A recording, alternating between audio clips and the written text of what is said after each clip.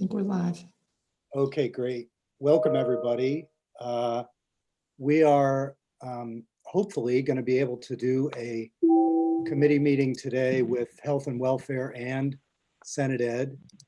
And Mike Ferrant is now making a couple of connections so that the Health and Welfare people will be able to join us in the process. Not sure what that is. So if everybody, when you're not speaking, could mute themselves, that's number one. So we should be able to see everybody. Anastasia, you are not yet muted. Jim, you and Kirsten are also not muted. If you can mute yourselves. There you go. Actually, I was muted. Who is that? I'll try. Who is speaking? Is that Kirsten? Okay. Yes, that was me. I am muted, I believe. I mean, that's okay. Why I pushed on my phone. I don't see a mute symbol by your phone. So, oh, there we go. And Jim, can you mute? Just hit your mute button. Good. Okay. So welcome, everybody. Couple of clarifications before we get started. First is that, Jeannie and Peggy have been doing yo person's work trying to get us scheduled, but inevitably there are some miscommunications. So today was meant to go from 2 to 3:30, but the Zoom invitation said 2 to 3. So I just want people to know that we may well run over 3 o'clock from 3 to 3:30. And it's important that everybody who is invited to testify be able to say what it is they want to say. The second thing is we are attempting to work with the Health and Welfare Committee this week. So hopefully they will be joining us on this call as participants. I'll be running this meeting, but as each witness finishes, I'll go to Ginny Lyons first and ask her if she has any comments, assuming she makes it onto the call. And when I open it up to committee discussion, I'll open it up to both committees and make a list as we do in the all Senate call, and then call people's questions according to that list. Then the other thing is for Thursday, we will be, that is Senate Ed will be joining the Health and Welfare call. And Ginny will give us a reminder about when that is, but I believe it's in the morning. So we will not be doing a 2 o'clock call then on Thursday. Our meeting will be during Health and Welfare time, and we'll be joining their call as they're doing with ours today. Is that clear for everybody?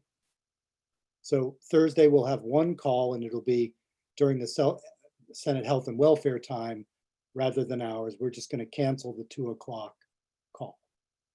Okay. Ruth? What if my other committee is scheduled to meet Thursday morning already? Okay.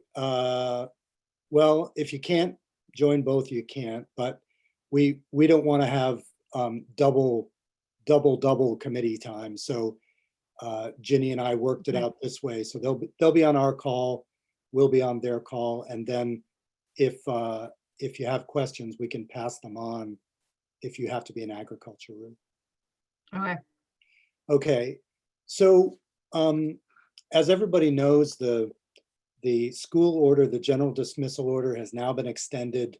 Oh, I see Richie Westman, I see Debbie Ingram. So Health and Welfare is here. Welcome, everybody. And we're all muting if we're not speaking. So the general dismissal order has now been extended for the rest of the semester. That obviously has implications for all of the different subject areas we've been following: continuity of education, food delivery, and especially for today's purposes, delivery of special ed services.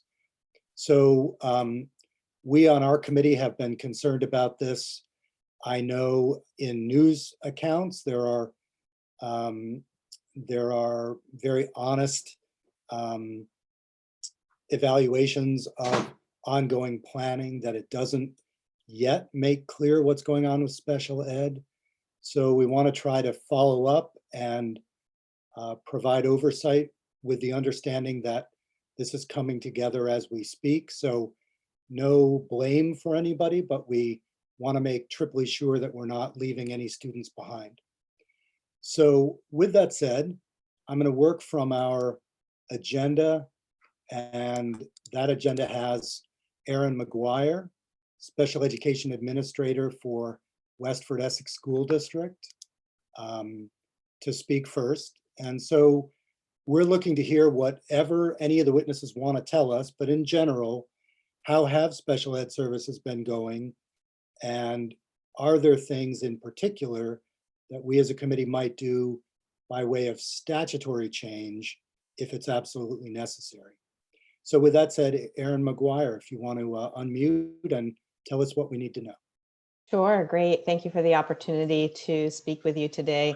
So while I serve as a special education director in Vermont for the Essex Westford School District, I think it is worth noting that I also serve as the president for the Council of Administrators of Special Education, which is the national organization representing special education directors around the country, and have been very involved in national work as it relates to advocacy for students with disabilities and the work nationally happening around IDEA under the pandemic. And I've also been pretty involved at the state level with some of the work that's been happening with the agency and some of the recommendations that have been coming from there. So just wanted to paint sort of the full picture. I'm happy to talk locally. I'm also happy to talk about statewide issues and then national issues. I think it is important to note that IDEA is a federal law that is pretty specific within the context of the federal statute. And so much of what happens around IDEA and special education derives from that space, that federal space. And so while there are some aspects of special education that are driven by local rules and regulations at the state level, there are a lot of protections for families that are situated in law, and those have not changed since the beginning of this pandemic. IDEA is intact. It has not been waived. And the most recent CARES Act that came through and was signed by the president provided an opportunity for the Secretary of Education at the national level to request what flexibilities might be necessary. But the only entity that can really provide any kind of flexibility as it relates to IDEA is Congress. So I think that's just an important contextual piece as you think about the work in Vermont that you as legislators might do as senators to be thinking about special education in Vermont.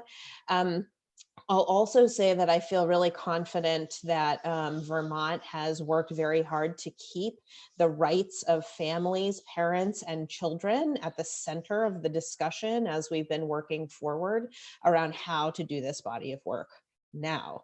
All of that said, the ability to provide high quality special education from a distance is very challenging. So where you as a director or as a special education teacher need to try to figure out how to deliver what's called a FAPE, free appropriate public education, that is guaranteed by right under IDEA to children without being physically present with them, what that looks like under those circumstances is definitely a challenge. In Vermont, many school districts, and this includes my own, we are working hard to develop what are described as distance learning plans that sit next to the IEP, that where all the rights are applied to those constructs. And we are working with families to figure out what we can do from a distance. That includes things like video conferencing with students and delivering instruction through person-to-person instruction, but over the internet. It also includes a deeper conversation than ever before about how much consultation a parent might need to be able to support their child inside of special education. So that's kind of a new conversation right now that's happening. While all kids are at home now, their parents play a new and very unique role in their educational program. And one of the things we've been focused on in Essex Westford is trying to figure out what families need. That is very different family to family in a way that is actually not always attached to the student's individual disability, but sometimes is attached to the family circumstances. So one of the things we're trying to do is be very flexible with families and try to understand what their needs are, along with what we can do for students without being physically in contact with them in the delivery system, trying to make sure that's all documented, that families have an opportunity for input into that process, and that that results in a document that parents can have, that families can have and see and understand. We are also working with all of our educators to do training about how to deliver instruction in this way. It's new for everyone. There is an attempt to completely reorganize the entire educational delivery system in a matter of days. And that is an incredibly tall order, and that involves special education as well. I did want to mention my worries about equity issues as it relates to the delivery of special education during this time. There are equity issues because of internet access. There are issues because of single parent households with more than one child trying to access education and also still work and be able to make a living to manage through this circumstance. There are circumstances where there are families who are sick from the pandemic and how that interrelates to the educational program that can and cannot be delivered. And so just a couple of examples that can share with you the varied approaches that we're having to take. We're used to being inside of a sort of a controlled space where we can say, this service is what this child needs to access this at this given time. And that's because of the impact of a disability or the circumstance around that individual child. Circumstances just really changed quite drastically to include every home in Vermont that has a child in it. And we're working really hard to figure that out. But again, it does elevate some equity issues about families who have access to lots of time and energy and those who don't. Families who have socioeconomic variation, families who have different access to the internet based on where they live, trying to be creative about telephonic work. So how can we be on the phone and providing print materials to the greatest extent we can in a way that's safe to be able to meet the needs of students. So that's another perspective that we're trying to use and make sure that we again are very, very flexible. One of the things I've been saying a fair amount lately is that IDEA wasn't built for this. And so we are struggling with compliance around special education timelines. We are expected by federal law to hold an annual IEP meeting once a year where we review the IEP. It's an expectation that we go through that IEP with a fine-tooth comb. We think about where we would want the student to be a year from now. There are a couple of different challenges with that. One of which is that some families are not in a space to be talking about where we're going to be in a year from now right now. We are in the middle of a global crisis, and to expect people to do their best thinking about their own child in these moments is really a tough expectation to hold for some people. However, we are working to do that where families are ready. So if a family really feels like they'd like to move into their annual IEP meeting, and we can do that through Zoom and have a conversation and bring teachers to the table and do that work, we are trying to do that. Evaluations is another area that is of great challenge because evaluating or assessing a child from afar is very hard to do. And it is an expectation that we complete comprehensive evaluations of children that are well done and designed to think about what their educational program should be. So where we can't do that, we are running into some problems as it relates to the timelines. I'm a little bit worried about maintenance of effort. So as we start to talk about fiscal responsibilities, the idea that we are spending the money that we would have been spending outside of this crisis scenario may not be a viable conversation to be having. There is a federal expectation that all local education agencies maintain financial effort in special education. That's actually an area where the Secretary of Education is one of the only areas in IDEA where where the Secretary of Ed has some flexibility under a crisis to waive that requirement.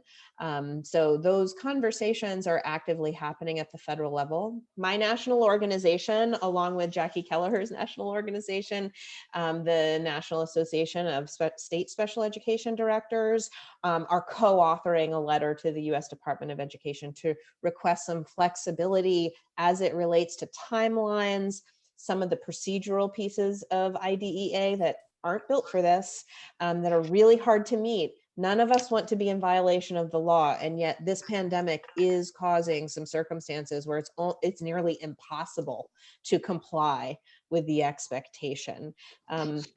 I'll leave you with another sort of piece that I think is very important for everyone here to hear and be aware of, which is that the Office of Civil Rights, OCR, has been very clear that accommodations, modifications, and accessibilities for individuals with disabilities to general education materials that are coming through this new delivery system be made accessible. And so that's another area of focus that schools are working really hard to really change the way we're doing something that's brand new to ensure one sec. accessibility. Ginny, if you could mute yourself, and then I'll come to you when Aaron and it's time for questions, okay? So I think, I will offer one other piece as it relates to the challenges with this whole delivery system, which is that social skills are a really important part of a lot of kids' plans. And the IEPs that focus in on social engagement, both with adults and with each other, are very challenging to deliver under the current context. We are working on that. We're working on bringing kids together through Zoom and through being able to maybe come in through a phone call into a Zoom meeting if you don't have access to internet. And also just small group instruction with special educators. So that's something Essex Westford is doing, trying to build small groups and continue to practice those skills and make sure kids have those opportunities.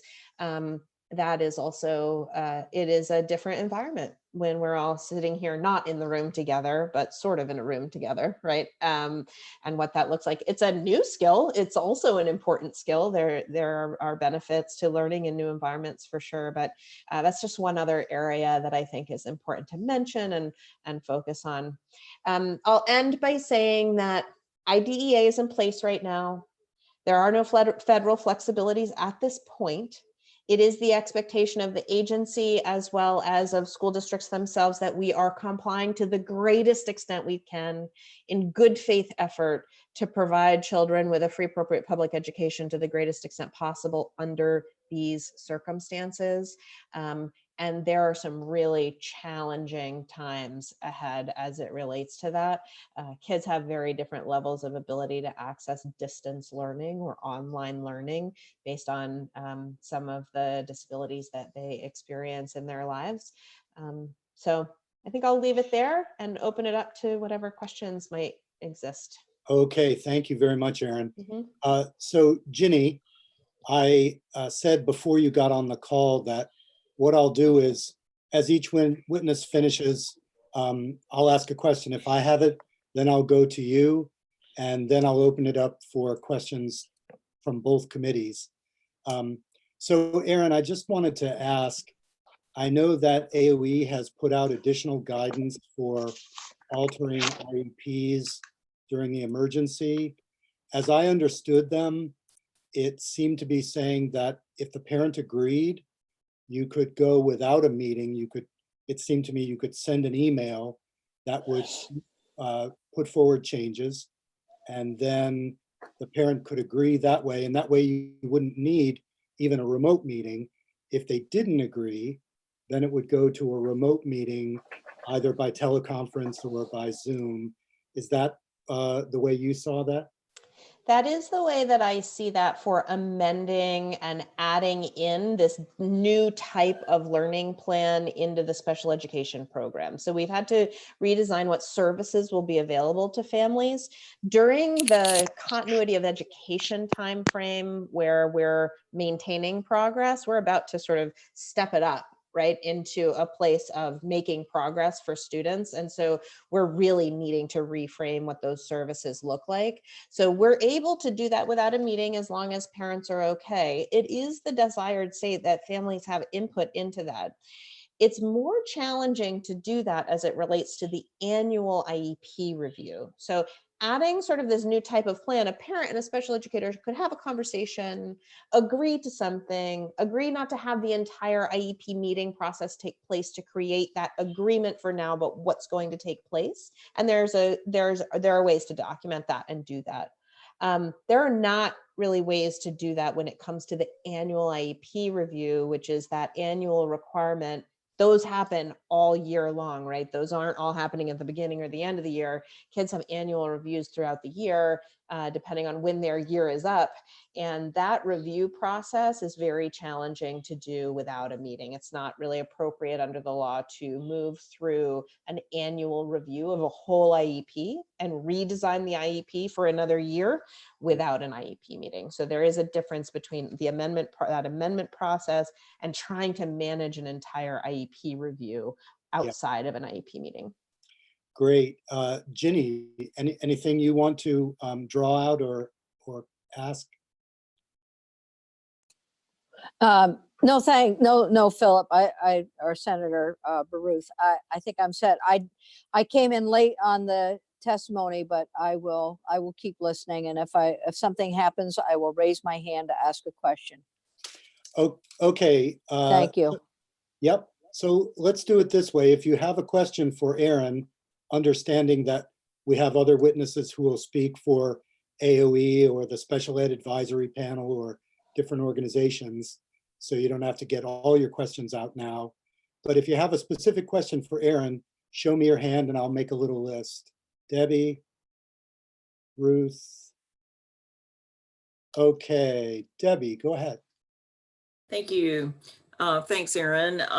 So I appreciate that you brought up the fact that the situation is causing inequities in how special ed is being approached, in homes. Do you have any further information, especially those families that are already living in poverty? I would imagine that they're facing particular struggles. How are you trying to help those folks?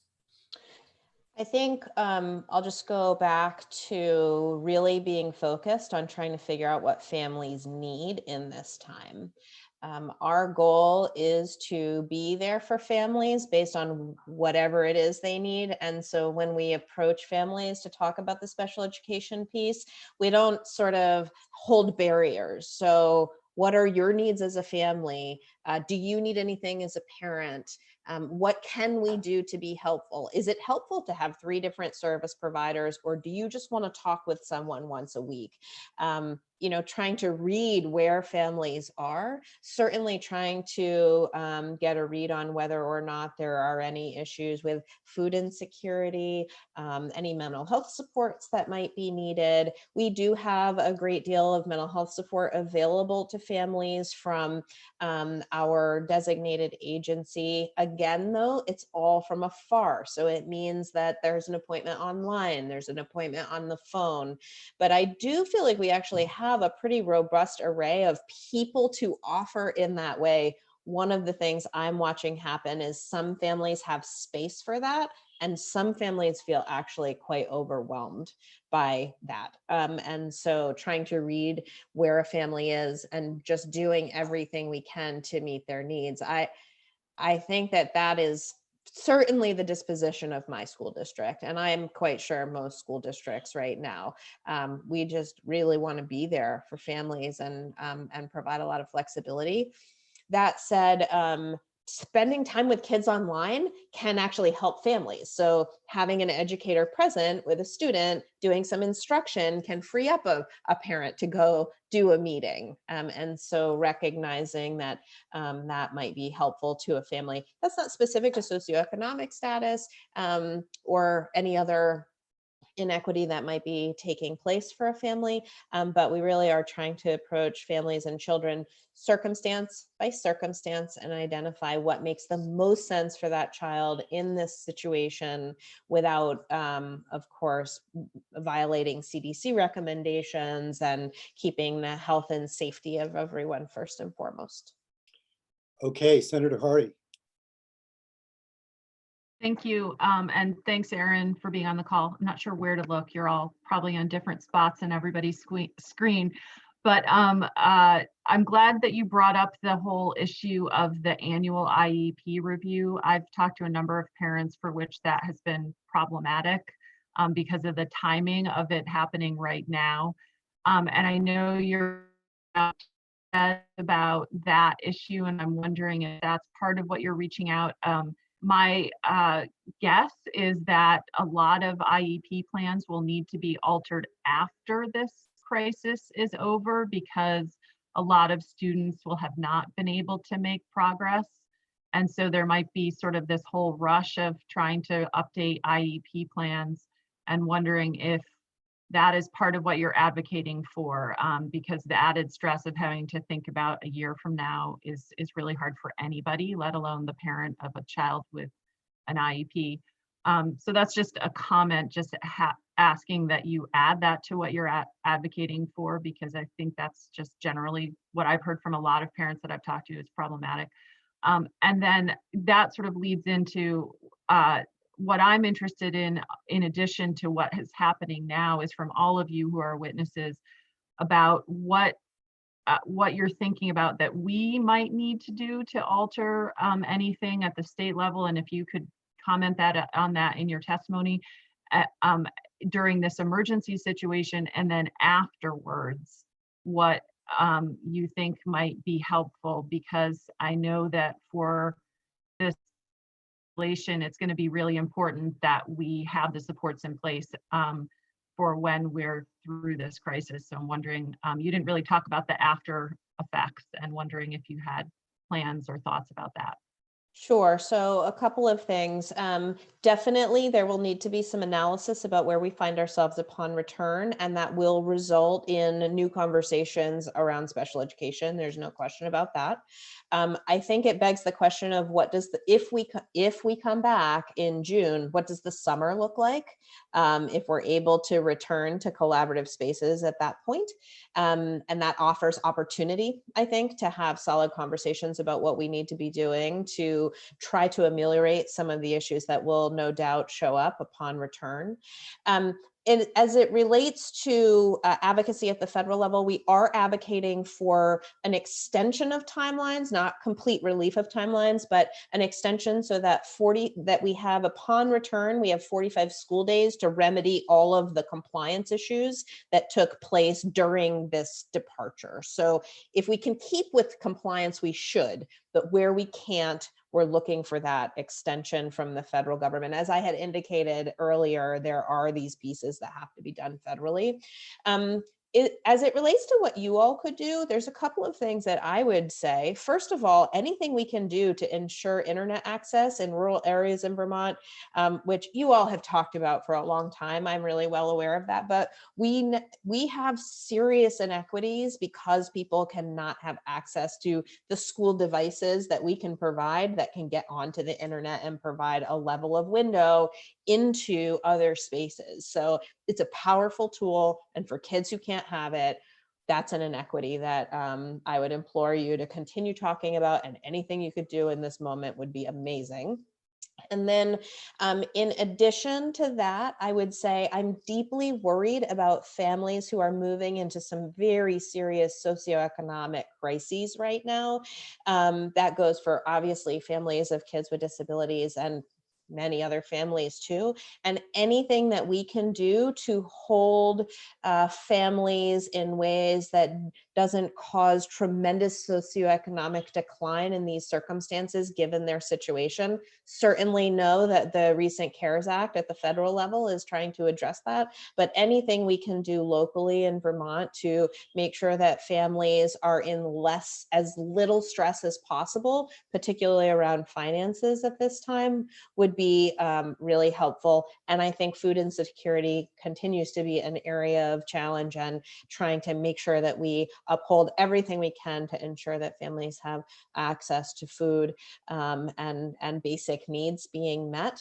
I don't have a request specific to special education. Maybe some of my colleagues who will testify after me might. Because for me, there is sort of this federal piece, and there is this really clear obligation of local education agencies to deliver FAPE under the circumstances to the greatest extent possible. And the agency has been clear that upon return, we will likely need to ameliorate issues that have shown up due to the lack of educational programming, just given the circumstances that we're in for special education. Okay, great. Thank you very much, Erin. That's extremely helpful. So let's move to Kirsten Murphy, Executive Director of Vermont Developmental Disabilities Council. And Kirsten, same guidance. If there's anything you want us to know, please let us know, but we're especially interested in things that we might do if they're necessary to be done in statute. Senator Baruth, could I ask a question? Is this Kirsten? No, this is Jane Kitchell. Oh, yes, Jane. Okay. One of the, we've talked about the educational supports, but for many of these students, they're also receiving medical supports or school-based health services in many with significant disabilities. If I can just ask, who is your question for? It's to Erin, and that is now that those services were provided to the student in a school setting, now they're home. So could you speak to how those health-based services that have been provided in the school setting are getting transferred to that student's home? You've talked about the educational piece, but I was just wondering if you could tell us how that part of the plan is and needs of that student are being accommodated. So part of that results from the consultation to families. We are fairly limited in what we can do in person in homes due to the danger that we would put the family in by being physically present as educators inside their homes. But the consultation and planning is something that's taking place. I've also watched Howard Center in Chittenden County, and I'm sure other designated agencies for developmental services be a critical service provider inside of the circumstances and trying to support families as best they can. I'm a little bit worried about the inability to provide service because of the pandemic and what kinds of situations that's putting people in. I also sit on the Medicaid and Exchange Advisory Committee, and that committee has some deep concerns about skilled nursing care, as Right. well as other areas of healthcare. The ability to support families with supplies, the abilities to support families with plans, and then using the attending physician to help reframe. And then our school nurses are also available to help provide consultation. But again, we are not able to provide specific in-home services under the circumstances. Okay, I see Ginny's hand. Ginny, did you want to get in on that?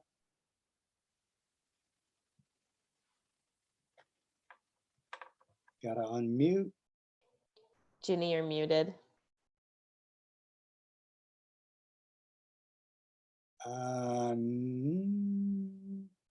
Now Ginny is, there you are. Ginny, I'm trying to unmute her myself and it doesn't seem to be working. okay, we're gonna, Ginny, if you don't mind, we'll move on, and when I see your mute button goes off, I'll come back to you. Okay? Okay, so we were going to move to Kirsten Murphy. Oh, now Ginny. Oh.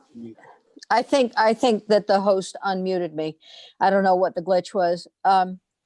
so as you're talking about some of the services that, you mentioned the school nurse. Right now,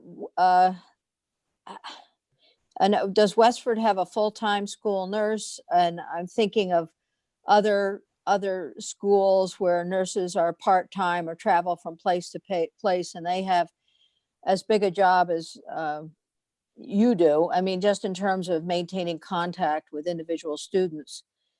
Can you talk a little bit about the personnel issue and the access to folks who are in schools, and maybe extend it a little bit if it's appropriate to school counselors and their availability for help? So interestingly, at this point, we have a great number of professionals available for distance support. That includes school nurses, it includes school counselors. I have seen amazing offering from school nurses to do regular check-ins with families and support families as it's related to health issues, but they're not going in the home, but they are very available. We do have a whole large number of full-time FTE of nursing in our school district, and they are tracking children with health needs and supporting families and making contact on a regular basis. And I would say the same for school counselors. They're also running wellness sessions and providing activities to families for them to be doing in their homes to support wellness, and doing individual sessions on Zoom or the phone. So all of the things that I was describing under special education are really happening for general education teachers, school nurses, school counselors. There are a large number of people who can be of support to families. We get back into the question though about exactly how many people can a family talk to while they're also trying to educate their children. I'm hearing and seeing a lot of stress from families as it relates to all of these responsibilities shifting to them because of the events of the pandemic and how stressful that is. So while school nurses and school counselors are available, special educators are available, and general education teachers are available, sometimes it is overwhelming for some families. I'm sure there's some others that will likely speak to that issue. That are I guess, yeah, that would be really helpful as we go Yeah. forward, thinking about how a family coordinates all this, knowing that the people out there have their own professional schedules. So, yeah, I see the problem. Thank you. Okay, I do want to make sure we get to our other witnesses. Thank you so much, Erin. I appreciate it. Kirsten Murphy. Yes, I'm here. Would you like to give us a kind of a Yes, opening statement, and then we'll ask questions? yes, please. I just want to make sure that people can hear me all right. I'm having to do this by cell phone. Yeah, we can hear you. Okay, great. So for the record, I'm the Executive Director of Vermont Developmental Disabilities Council. DD councils exist in every state and territory, and we have a statutory requirement to make sure that individuals with developmental disabilities and their families are part of these types of policy conversations. I would also say that I'm a parent myself and raised two young men on the autism spectrum, so I have a lot of familiarity with special education supports and what a difference they make. I have the really uncomfortable job of having to raise concerns that are serious and at the same time not look like a spoiler or someone who is disrespectful of all the incredible work that's going on in Vermont right now. But the expectation that is put on councils is that we kind of take the pulse of people with disabilities and their families, and then bring those matters to your attention. So I really apologize if I look like I'm not being grateful or I'm being critical in some way, because it's not my intention. I also think it's really appropriate that you're meeting jointly and that we get to talk to you as a joint group, because I think for the families in the most dire situations right now, it doesn't really matter in their minds very much whether it's special education or it's a medical service or it's a therapy.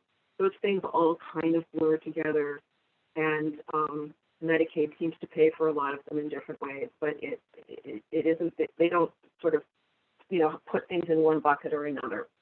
So I spent the last 3 weeks reaching out to not only my 16 public members on our council, but to many, many other families, 30 or 40 families that have been graduates of our leadership series, to find out what their experience has been like. And there's a group of families that I'm very, very worried about. These are the higher need type situations. And in almost all of those higher need situations, what's happened is it's not safe for anybody to come into the home.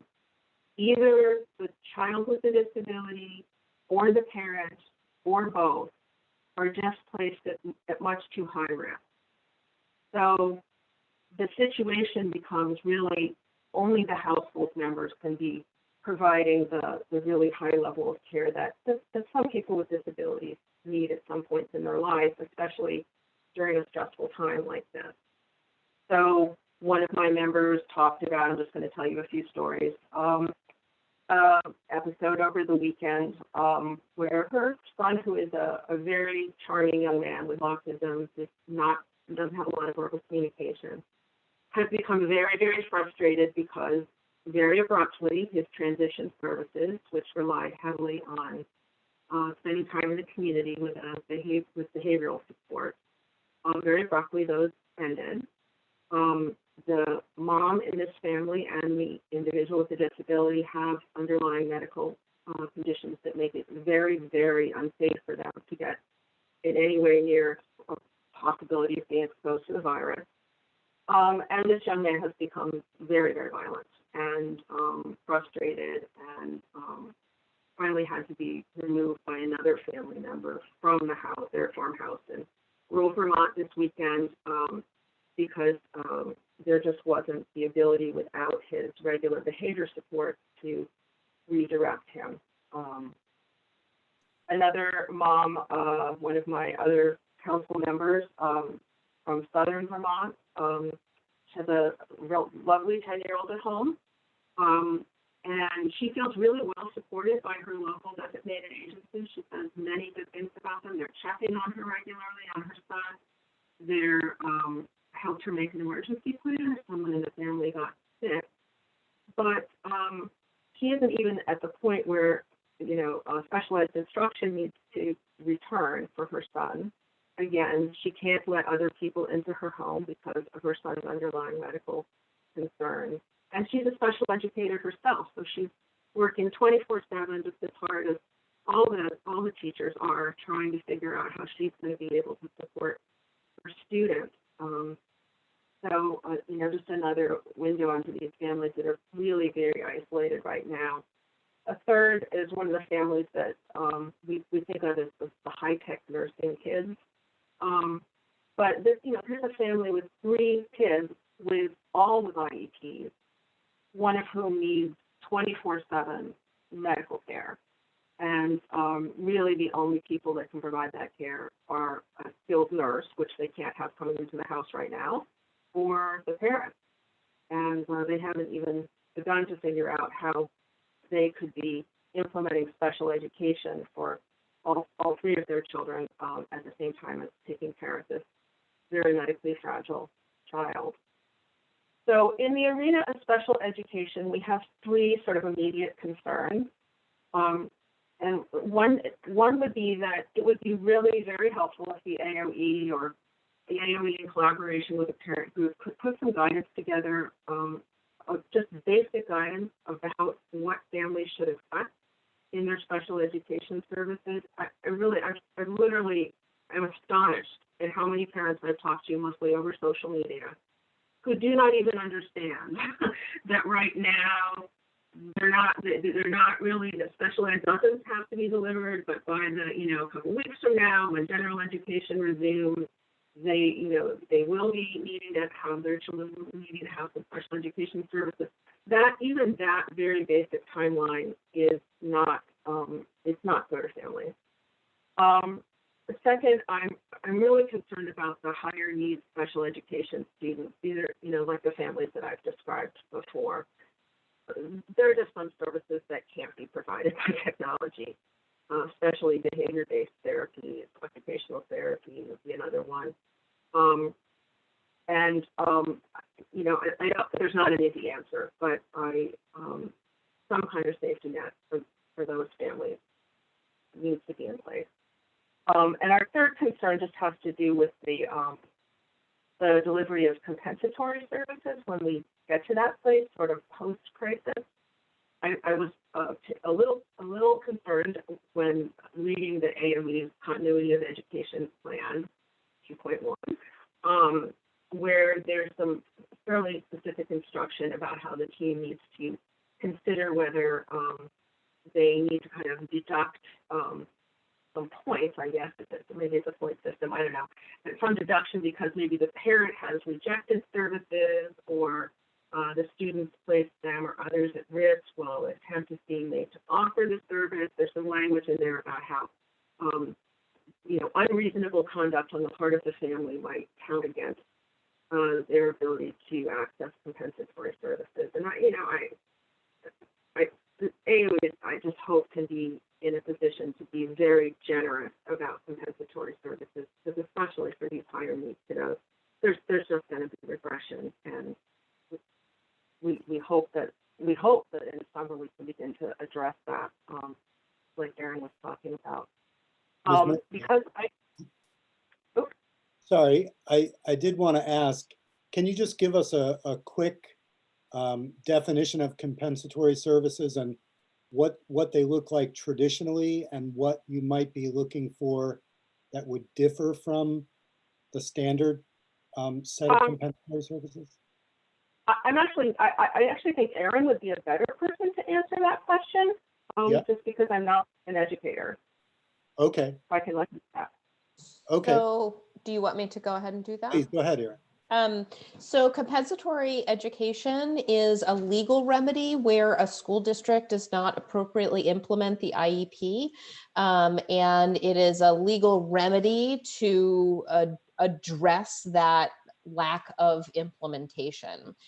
There's been some conversation around the country about whether that is or isn't the right frame of reference. And I think OSEP at the federal level is sort of thinking about that. But Kristen is absolutely right that where children are out of school for this amount of time, we are likely to see some regression. And for some kids where where the electronic and internet-oriented services are insufficient, we may see a significant amount of regression in how we think about that. And so I know that Jackie Kelleher has been working with, in the context of the OSEP guidance as it relates to compensatory ed. So I did just want to note, Kristen, too, that the work that the agency is doing is really related to federal guidance that they're trying to implement as well. And I think that there needs to be some clarity nationally related to this issue of what is this going to look like when we get back and how will we think about it? I'm not sure we've seen the end of that issue yet, because the application of the legal constructs of compensatory education relate to a school district denying FAPE. And I'm not sure that a national crisis is exactly commensurate with the traditional definitions of compensatory ed. And I think we're likely going to see sort of a kind of analysis that everyone's going to need to do around this issue upon return to address the issues, although it's a little bit different from my perspective than the historical framework on compensatory education. So just a little bit of a contextual piece from my perspective. Great. So Thank you Ms. so much, Murphy, Erin. did you have more or would you like questions now? I would just like to take one more minute because because we were lucky enough to have the Health and Welfare Committee here. I just want to put in a plug for some increased flexibility around how families might access their the budgets that they already have assigned to them for home services through a Medicaid waiver. So families are telling me that, the issue of, maybe compensating the parents on a temporary basis for the level of care they're having to provide, maybe that flexibility as a temporary measure would be a good thing. Maybe there's a need to free up funding to pay some of the support teams that aren't able to come into the home, but we want the team of people to remain employed and not quit so that they're there in 6 or 8 weeks. There's some thinking thinking about trying to have additional flexibilities around that Medicaid funding. And then I would just like to close, because I asked my executive committee this morning, you know, what do you want me to say? What's the most important thing you want the senators to hear? And what they said to me very bluntly was that they want you to know that there are families who are waking up every morning literally just terrified that they will lose a loved one because of the virus or because of the other risks that individuals sometimes has, and they don't have the staff to help them anymore.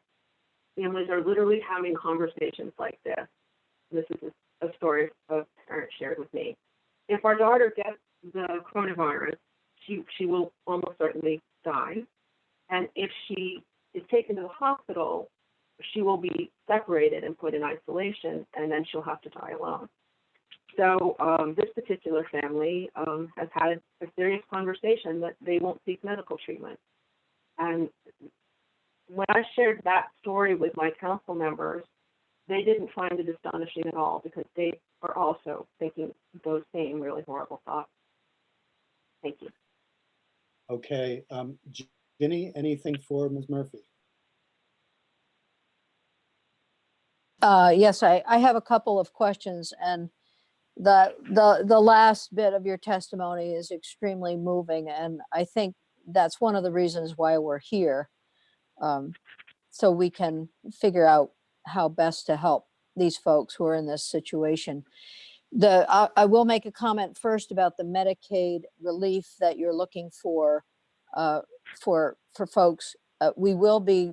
That was one of the reasons why we wanted to have the joint meeting and to have a discussion with DEVA on Thursday. So we will do that. And with, if there are specific suggestions that you have, but really we're trying to sort out a system that will help people and be most effective during the emergency. My question is, you mentioned the need for a high-tech safety net. Define the safety net for us, just so we can understand what that means to you. Not the high tech, you said high needs. Let me, yeah, I'm sorry, yeah, go back. So I think it's probably the most expedient thing, and because we can't yet send people into these houses, initially there may have to be some financial relief because these families are also quitting jobs so that they can be, a parent can be that 24/7 caregiver. And these are families that usually have existing Medicaid budgets that could be tapped. I also think in the longer term, additional respite will certainly have to happen for these families. And I've been really concerned about making sure that in some instances, providers just have to come into a home. It just has to happen. And those staff must need protective equipment. And I know that the agencies have been working really hard on making sure that those staff do have the appropriate equipment, but they are still struggling with resource scarcity. Can I ask a quick question? Yes, please. Compensatory education, that piece, is that a federal requirement? I believe so, yeah. Okay, so it's not something that the state can offer relief for? I see somebody.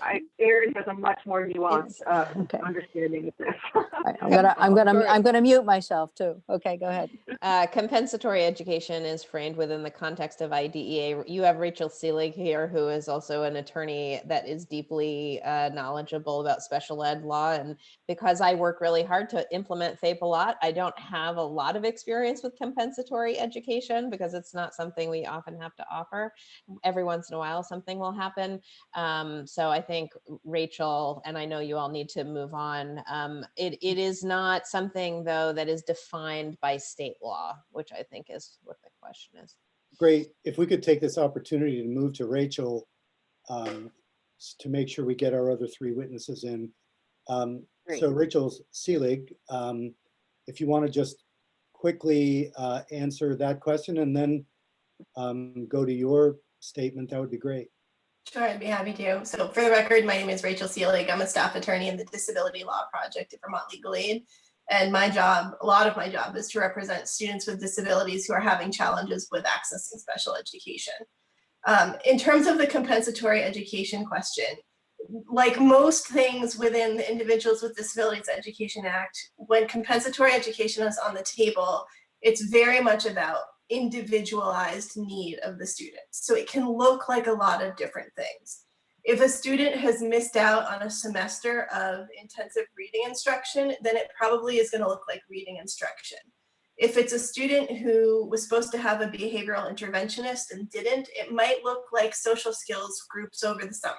So it's a very flexible concept, and the idea is to make up for what was missed because the full faith that the team agreed to, or because there was a delay in even getting the student onto an IEP, to try and make up for that gap in what we would have expected the student to be getting. Sometimes it looks like a bank of hours that a family can kind of flexibly draw down. It really depends on the individual situation. And I'm happy to talk. I actually was planning on talking about compensatory education, so I'm happy to get back to that if you don't mind me jumping into some of the other testimony that I have for you today. Not at all. Okay, great.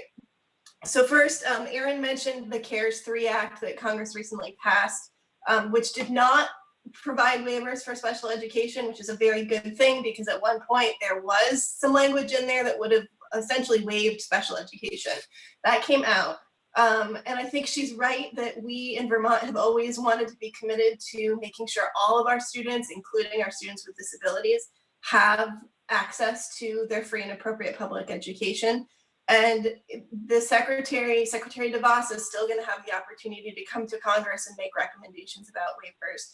When it comes to the issue of the rights of students and the rights of parents, we would strongly object to any waiver of those rights. It's so important, especially now, that students continue to have their right to that free, appropriate public education, that the parental rights to be full participants in the IEP team, to have access to dispute resolution if they need it, to be given prior notice of changes. Those are, that level of communication is more important now than ever. And so my hope is that this committee would kind of preemptively act to make sure that even if the feds do go do something that really degrades the rights of students with disabilities, that we here in Vermont recommit and don't waive those rights.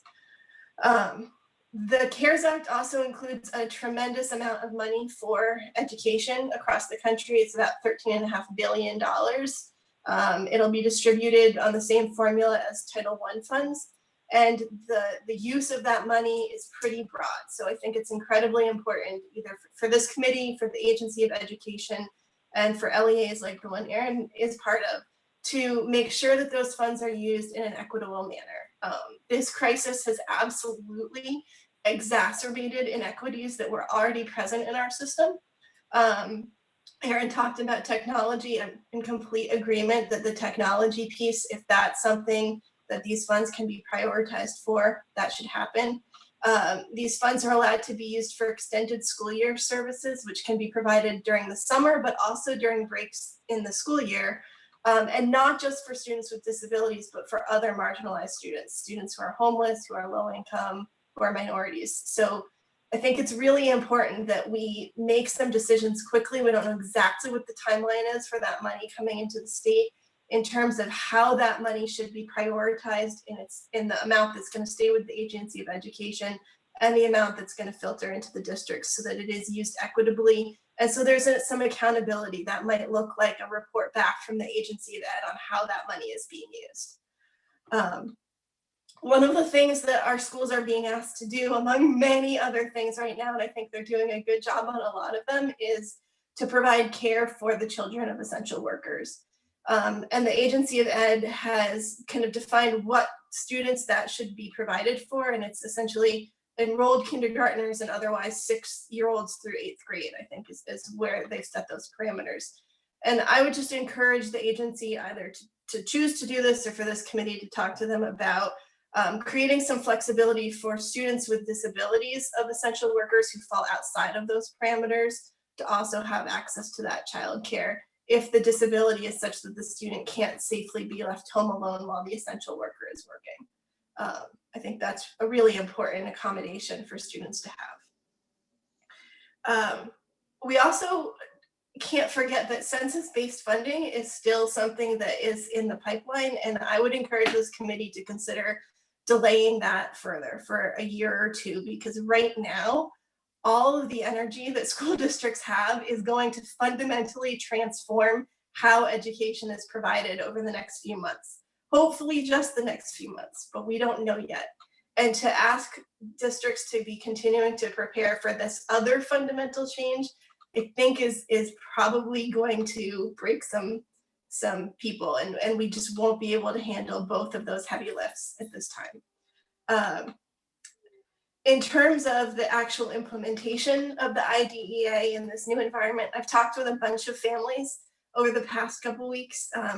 Some have had good reports. I spoke with a family actually in Erin's district who said their behavioral interventionist for their high needs child is checking in for about 45 minutes to an hour a day to work with the student virtually, that they were sent home with speech and occupational therapy activities that the family could support the student in doing. And so that's great to hear. On the other hand, I've heard from some families who also have really high need kids, and they don't even know what their student's schedule was supposed to be at school to provide any level of continuity. They know their student had an incentive system as a motivator at school, but they don't know how it worked or what to do with it, or how to try and use it in the home. And so I think there's a combination of what Erin talked about earlier in terms of some families not being able to take too much information in, and then other families not getting any communication at all. And IEP teams can meet virtually, as she said, and I think that needs to be happening as much as families can have it. And it doesn't necessarily have to be the whole IEP team, but that homeschool communication is more important now than I think it's ever been before. Another piece in terms of IEP implementation that some additional funds may need to be directed to is parent training. Parent training is a form of related service where the parent gets education from the educators on how to support their student, whether it's in school or after school. And parents are suddenly in the position of being their students' general educator, special educator, physical therapist, occupational therapist, speech therapist, and they are not trained for all of those jobs. And so that parent training on a regular basis, I think, is going to be incredibly important. Let's see, what else do I have here? Okay, extended school year and compensatory education. So our Vermont rules for special education allow a student to be eligible for an extended school year program if they have in the past shown significant regression during a vacation, or their disability is severe enough that they are at risk of showing a significant regression without recruitment in a reasonable time. Our rules also allow students to be eligible for extended school year if that time is needed for them to have the opportunity to set reasonably set IEP goals. And I think this is going to be a summer, assuming our schools can reopen by summer, where more students than ever are going to be eligible for extended school year. And so some of those CARES Act funds I really think are going to need to go to having not just like a 4 or 6 week extended school year program in some districts, but like a full summer extended school year to try and make up for this time. Compensatory education, I touched on this earlier and I talk about it again now. The parents that we're talking to, we are really encouraging them not to agree to reduction in services, but rather to reduction in implementation of services, with the understanding that the rest of the services will be provided in the future. We can call it compensatory education or not, but if a student was supposed to get 3 days a week of speech therapy and they're going to get 1 remote session a week of speech therapy, then we need to find a way to provide those additional services in the future. And again, I think with this CARES Act money coming in, that needs to be one of the priorities in terms of how it's spent for educational purposes, because a lot of students are not going to be getting, especially those related services or those behavioral or mental health or emotional support services that it's so hard to provide in the home environment. I think we have to expect that some of those high needs kids that Kirsten was talking about are going to show not just stagnation, but regression over this time where our schools are closed, even with all of the good faith effort that our schools put into trying to support those students. And so we have to have plans developed and put into place so that those students will be made whole when our schools can reopen. Okay, if I could break in there. Yeah. We only have about 23 minutes left. Our next witness is Jackie Keller, who's the Director of Special Ed for the state. And I want to make I'm happy to stop. I did submit some written testimony to Jeannie with a couple other points. If you want to look at those, I'm happy to answer questions of them another time. Great. And if it's all right with everybody, I'd like people to just hold their questions. I do want to make sure we hear from the state's #1 special ed person about everything we've heard so far. So if we could just move to Ms. Kelleher, are you with us? Hello? Yes. Can you hear me okay? I can hear you okay. And you've heard the previous witnesses, I assume. So feel free to. No, thank you. So Jackie Kelleher, I am the State Director of Special Education of Vermont. I'm also the parent of 4 adult children with disabilities, including twins with autism.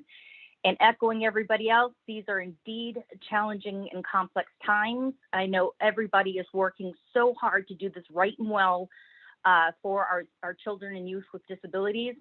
I really appreciated being able to hear Aaron and Kristen and Rachel and their perspective and their concerns. And this is indicative of the need for ongoing conversations about how we collaborate and how we do this together. I did put together a few thoughts. I do speak on behalf of the AOE Special Education Programming team. They're fully aware that our educational communities and students and families are experiencing the tremendous challenges that you've heard today, and will continue to produce guidance and responses to frequently asked questions and provide technical assistance, which I'll get to in a moment. I wanted to highlight some of the guidance that we've been giving out, and also some of the things that are coming down the pike. And also, echoing what Aaron is saying in some way, you'll hear in some of the themes. Just a reminder too that for AOE and school obligations, it's to support and serve students ages 3 to 21, utilizing federal and state guidance. And the guidance may change. And we seek to update as often as necessary to make sure our schools and our families are informed. But like as Aaron was saying, and as we're working with our districts and our families, faith has changed for all students. And we will work to get it right. And we must maintain rights, our obligation.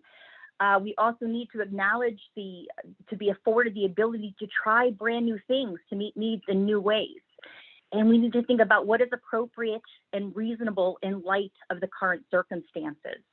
I really appreciate Rachel bringing up another consideration. It's how we're utilizing parent training and counseling as a related service, which is an often underutilized aspect of the IDEA that we need to ensure is accessible for families.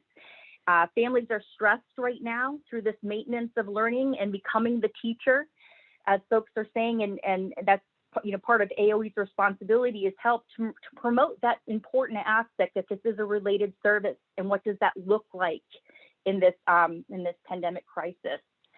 Also, just echoing too, IDEA doesn't specifically address a situation in which schools would be closed for an extended period of time due to the pandemic emergency.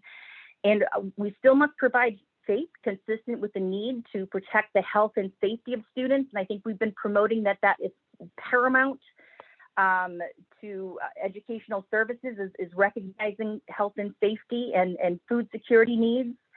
And those individuals providing education, specialized instruction and related services, they're affected how these services are provided. And school districts may not be able to provide all the services in the same manner that they're typically provided. And we are moving forward through this uncharted territory together with our schools. And the AOE seeks to support our educational partners in providing FAPE. Districts know that they're doing everything they can to provide FAPE, and they need to document all efforts. But we're in a new world in how we deliver special education and related services. Distance learning for some, as we heard from Kristen, for some of our students with significant needs, this is challenging. And our schools are focusing on how to ensure appropriate instruction. And, for example, when we were talking about distance learning, there are various factors for the team to consider regarding student characteristics. Not every student is a good candidate for distance learning services, as you've heard today, and we are fully aware of that. And so careful considerations need to occur, and things like the complexity of the student's condition and the context and the environment in which the student interacts, how comfortable the student is with using technology, if that's the mode, and the nature and the complexity of the service. And we talked about some of the other services. There's also, in addition to counseling, there's occupational therapy and physical therapy, in addition to nursing and behavioral supports. But I hope folks listening understand that special education and students with disabilities, this is priority work for all of the AOE, not just our special ed team members. We are working across other divisions and departments, making sure that we're at the table to advocate for the needs of our students and families as we are going through these new initiatives and practices to try to ensure access, equity, and opportunity for all of our kids. Like you all, we're frequently monitoring the Office of Special Ed Programs, Office of Civil Rights, the guidance that has gone out, and we certainly have some concerns that we're hearing from the field with respect to Office of Civil Rights and some of the considerations about accessibility, because education services, whether they're online, paper-based, they must be accessible for everyone. And alternatives need to be available. And this all happened fast and quick, and in trying to come up with those equitable tools, that takes some time. And we also have folks who, there's a need for people to do routine testing of online activities and routine checking for accessibility, including PDF files or certain websites. So there's a whole host there in just, talking about the civil rights aspect. We've also, as you've mentioned, we've been delivering some of our initial guidance that does reflect the federal the federal aspects. We're trying to keep it Vermontized at the same time and listen to the needs of the field. We did deliver our first Q&A item based on some Vermont Council for Special Education Administrators, some of their questions. They provide some very thoughtful things for us to consider, which led to talking about initial evaluations and reevaluations and being able to use COVID-19 as an acceptable reason for the delay, but only when detailing specifics of the situation. And the delay must be individualized determination. So these were some of the considerations that we took. We came up with the parent letter template that went out, also reflecting federal guidance. The AOE Continuity of Education Plan Guidance 2.0 came out. And I think most of you have read that, with considerations for special educators, recommendations for approaches to the continued implementation of IEP services, paper-based and virtual learning, parent and family involvement, considerations of service modes, so on and so forth. And also, we begin the conversation of the considerations of compensatory services, and we will target this area as part of our upcoming technical assistance as well. Someone also mentioned our memo with respect to amendments to IEPs in this context of COVID-19. And that was, as discussed, the idea was not to have to redraft the entire IEP, but being able to make changes that are appropriate, that can be written in a separate document, rather than overhauling the entire IEP right at this moment was we wanted to give some flexibility to our districts to be able to do what they need to do now, and to as we also talked about, go back to our IEPs are going to have to be examined in light of everything at this point. So this was just immediate flexibility. We do have some upcoming AOE supports. I want to make clear that we do have a 24/7 technical assistance phone and email system, aoe.specialed@vermont.gov or 802-828-1256, where we are fielding questions from the field and from our families. And we do have somebody who responds typically between 1 and 2 business days to that. We're trying to be much quicker and have a COVID focus for many of those items coming in. We're working on Office of Civil Rights FAQs, tools to help and guidance on the implementation of these continuity of learning plans, homeschooling your students with disabilities, homeschooling as a parent, paraprofessionals and remote instruction. How do we work with transition and post-secondary guidance? Online resource list, we just had that released recently. Our technical Kelleher, assistance. Hello? If I could just break in, we have about 10 or 12 minutes. I really would like the committees to be able to put questions to you, if you wouldn't mind. Oh, absolutely.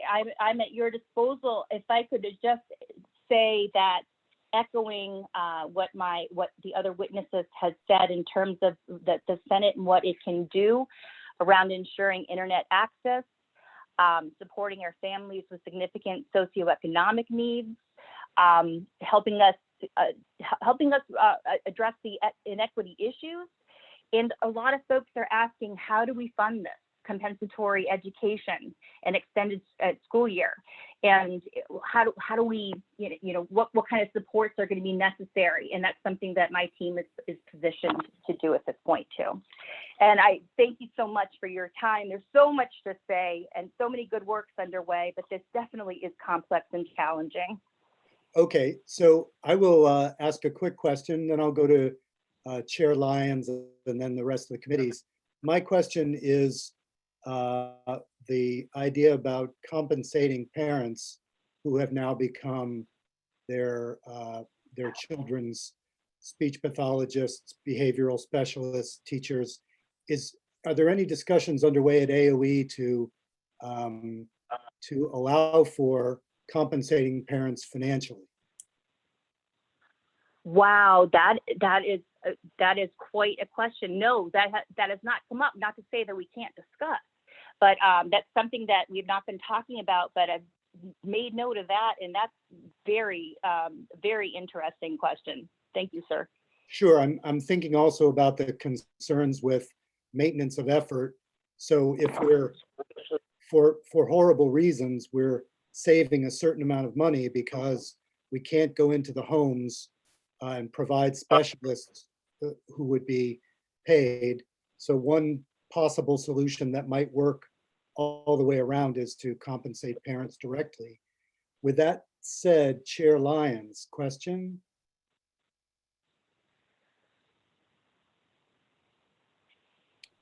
I'm sorry, is that back to me? No, actually, I was. Okay. Ginny Yeah. Lyons. My Zoom is a little stubborn today. Doesn't let me get on mute. So as you're speaking about all the different folks you are engaged with and working with, and I understand the principle of local folks being responsible for what they're doing. But at your level in the agency, are you seeing opportunities for a coordination of effort? Maybe that's somewhat more directed and an emergency response is what I'm thinking about. So can you speak to that a little bit? Are you trying to work to respond to the emergency that we all sense and feel, and certainly the parents who are home with their kids are feeling it. Paying them is one thing, but all the other services that we've talked about, is there an effort on the part of the agency to coordinate services to ensure that people have some structure in their lives? That is another excellent question. And there are coordinated efforts underway. And in suggesting that special education, we're not operating in a silo. We are absolutely working with other departments and divisions and agencies at this point. This is in terms of coordinated services, that is another piece that we are attending to at this point. And what does that look like? This is a full crisis mode in terms of getting information within our own special ed team and AOE, and working in partnership with the community. But please also know that we are involved in national efforts. We are working with the National Center for Systemic Improvement, National Association of State Directors of Special Ed, CADRE, which is legal, CIPHER, which is fiscal, IDC, which is data. We follow our case updates. I can assure you that everyone is trying to figure this out, and we're collaborating together, and we are in crisis mode. Okay, questions from other committee members for Ms. Kelleher and AOE? Senator Hardy. Thank you. Thank you, Jackie, for your testimony. And I just wanted to pick up on something that Kirsten mentioned in her testimony, and she and I talked about a couple of weeks ago, and that I've heard from other parents, is the differentiated communication that parents may be getting, especially parents of multiple children. I myself have 3 kids, so I've experienced it myself. And I'm just wondering, I'm looking at the guidance on the AOE website right now, and there's not specific guidance about communicating to parents, or there's not specific guidance that the AOE has communicated to parents about what they might be able to expect. I think some school districts are inundating parents with information. Some have the sort of right, it's like Goldilocks, some have the right level, and then some are not communicating well. And so I'm wondering if you're providing guidance on what the appropriate level of communication may be specifically for parents with students with disabilities, so they understand what they can expect from their school district. And I think, I don't want to generalize, but it may be especially for students in high school, because I know a lot of high schoolers are communicating directly with students, which is obviously age appropriate, but for students with IEPs, making sure that the parents are looped in on what they might be able to expect, I would think is important. So just wanted to ask you about the communication piece. That's another great question that we can also be doing something about from our end. I mean, the AOE has certainly been recommending that administrators and teachers engage in frequent communication with parents and guardians to ensure that they're informed about the individualized approach to their child's education and to support collaboration with families. So we've been saying, get in touch with your families, get in touch. And now the same thing we're hearing some of our students' families are reporting, the number and nature of contacts. So certainly being able to give guidance on the appropriate level of communication after consulting with our districts is an appropriate guidance for us to produce at this time.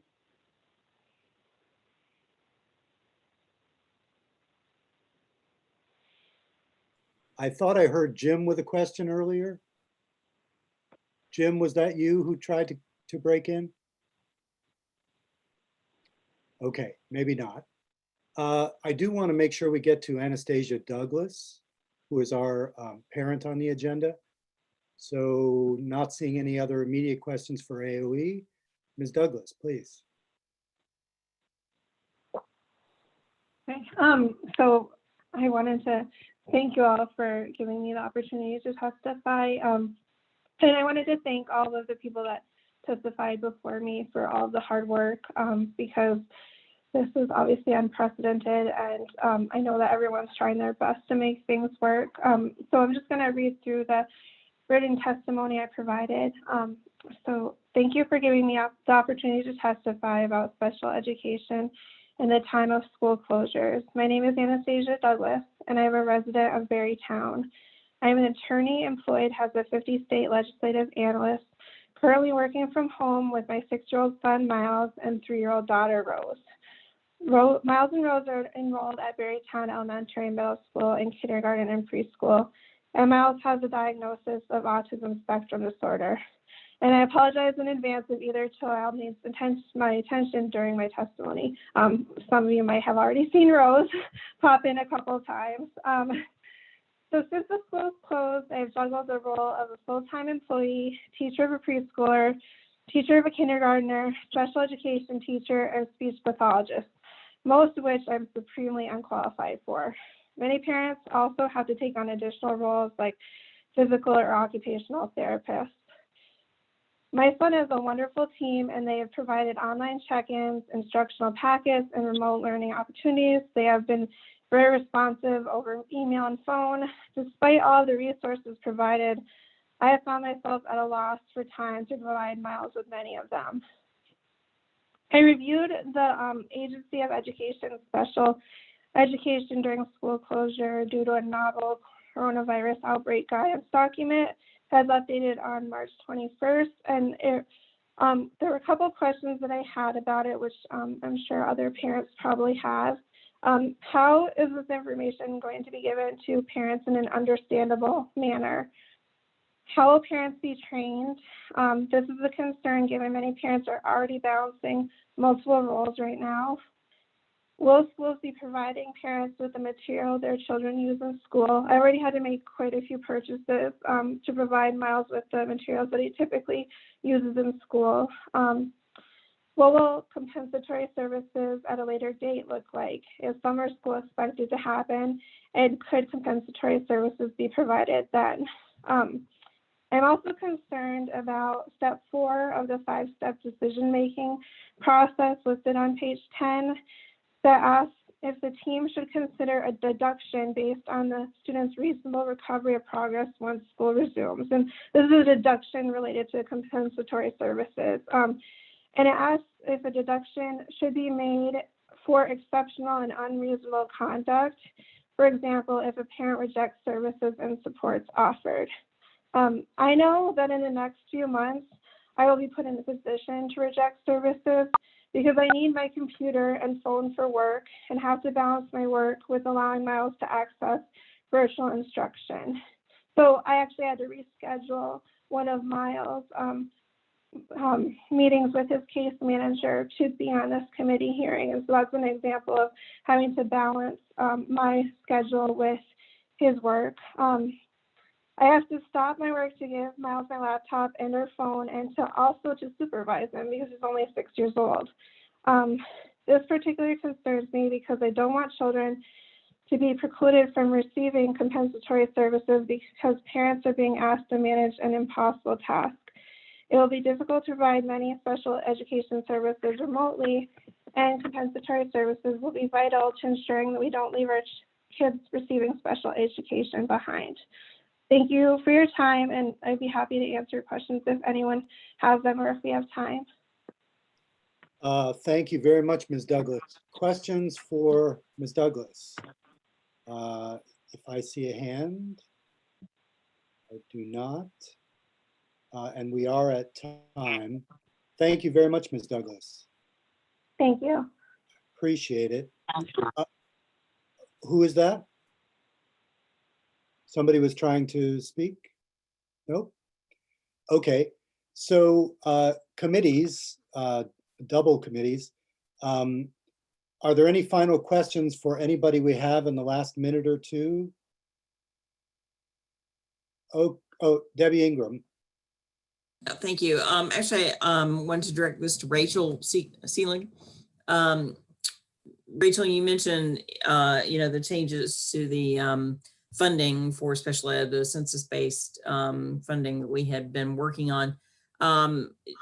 one of the goals of that was to make, make the monies more flexible and easier in some ways for schools to use. I know you spoke, against making the changes, but so you can you not envision in any scenario that it might actually be helpful to have that different kind of funding? I think there is a lot. I think this is a big issue, and we had the DMG report and the UVM report, and I think those have to be looked at together when we talk about moving into census-based funding. There are a lot of recommendations in terms of how special education should be provided, and there's in the DMG report. And there's a lot of variation among our school districts in terms of readiness to be implementing those recommendations. I think some school districts are there and they're doing things as recommended, and others are not. And changing the funding formula without changing the practice is not going, it's very similar to what we saw with the SIM grant with healthcare, where $36 million came into the state to do healthcare reform, to change the way that healthcare is paid for. I don't know about you, but I have not seen changes in how that healthcare is delivered to me as a result of those changes. Those two things have to be together. And so if we haven't done the professional development and haven't been able to do the planning for how we change services, then I don't think that it makes sense at this moment where we have to be putting all of that, how do we change services into doing remote learning, into how do we change services in order to be ready for the changes that census-based funding really needs in order for that change to be successful. Erin might have some thoughts on that as well. Well, actually, we're over time. Oh, I'm sorry. That's all right. Yeah.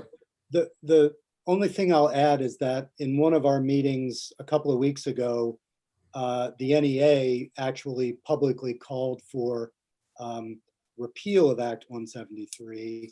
Mm-hmm. I told them I didn't think that was a starter. It was a non-starter. Delay, however, is something that I think we should be taking a look at.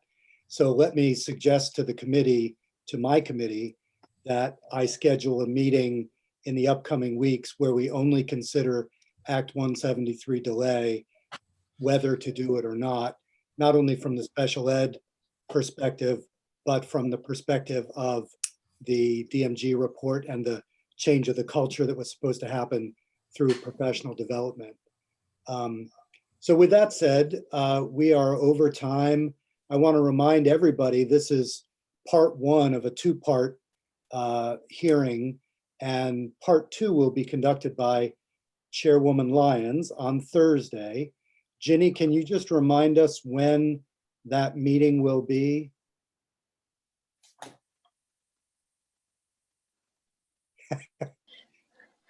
This is fun. Yeah, it's Thursday morning. Let me just, I'm going to double check our schedule. 9:30. Thank you. It's been changed a couple times. So we're starting at 9:30 Okay. with you guys, and it'll be a meeting where we can look at some of the financial issues, the Medicaid issues, and can continue this conversation. I think it all does seem to, not all of it, but a good deal of it does seem to come down to resources. If you're whether you're talking about technology or payment for parents and so on. So we'll look at some of those issues in the context of Medicaid. Okay. That's it. So See you Thursday. Yep.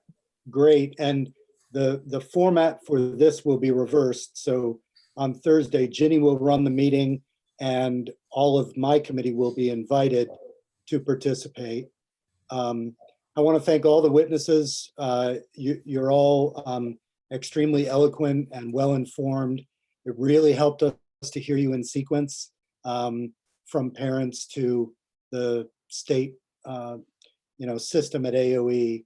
So with that said, and assuming— And Ruth, can I say one thing before we end? There's somebody that called in that is unknown, unidentified. I was wondering if you could give me your name so I can put the name.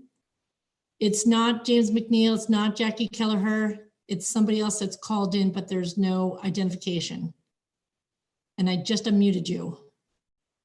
So Peg, I called in. It's Jim Dameray. Oh, that's who it is, Jim. Thank you, Jim. Hope you're well, Jim. And Yeah, I'm okay.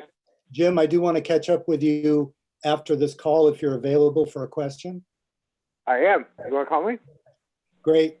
Yep. Let's do it by cell phone, Jim.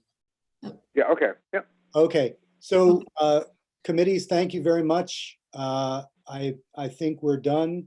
Have a great afternoon, unless you're getting on the joint rules call. Then you'll just have an afternoon. I thought they weren't having it today. Oh, okay. I don't think they're having it. Good afternoon.